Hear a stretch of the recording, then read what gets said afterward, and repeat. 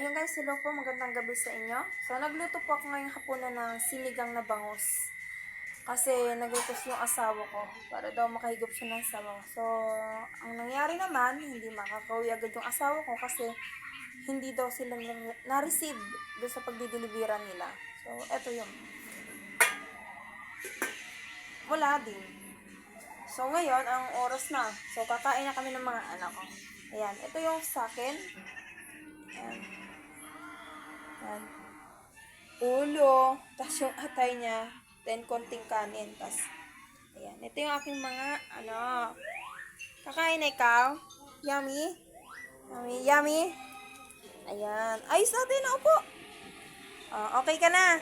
So, kung mapapansin nyo guys, hinimay ko na yung mga isda nila kasi nga, bangos. Alam nyo naman matinik pag bangos.